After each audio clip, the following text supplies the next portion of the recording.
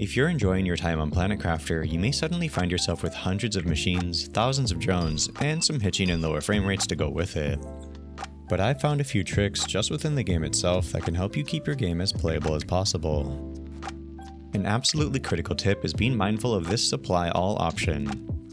You may be tempted to just click that button because it's more convenient, but this can cause severe hitching if done a lot of times. From what I can gather, it seems that the game recalculates drone activity every second or so, and will check every demand and supply container.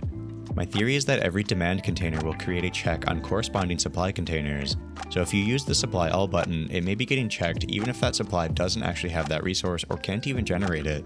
So use that supply all button sparingly and keep it to a limited set of depot containers. On a similar note, my second tip is to use buildings sparingly but optimizers generously. For many things, this can limit the amount of extra assets, animations, and effects generated in the game, particularly for something like tree spreaders or beehives. And this works for both TI generators and production buildings like extractors. Because a source of hitching is the quantity of supply and demand containers, limiting your extractors that act as a supply can help. If you're familiar with the formula for production fuses, you may think that these fuses have diminishing returns because they act as a discount on your production time. But if you do the math as a function of how much output you get over time, a single fuse impacting 8 extractors is the equivalent of 2 extra extractors regardless of how many fuses are already impacting it. So if you make 8 extractors and then build 4 machine optimizers around them with a total of 12 fuses, you're adding an effective impact of 24 more extractors on top of those original 8. So that's effectively 32 extractors but only 8 supply containers. I promise these other tips will be less mathy.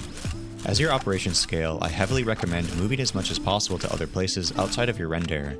Most notably things that do not involve drone logistics. For example, just move your power generators far away so your computer doesn't need to render them. Power is wireless, so you may as well. But you should likely do the same for TI generators like tree spreaders, butterfly farms, heaters, and anything of that sort. This will particularly help if your PC is graphics constrained. On that note, you may as well double check your settings and consider dropping them, particularly if you're graphics constrained. Also be sure to consider your FOV, as reducing it may reduce how much needs to be rendered. Maybe this one goes without saying, but just clear out old junk. Lower tier machines aren't worth keeping around. Unless you like the look of something, get rid of stuff not in use, particularly if it's involved in drone logistics. Then lastly, just consider restarting your game on occasion. I have a hunch there may be some memory leaks in the game, or possibly unused assets aren't cleared that often and things could get bloated over time, so a restart may help. If you have any other ideas to add, feel free to leave a comment and subscribe if you want more tips about this wonderful game. I hope this has been helpful, and thank you for watching.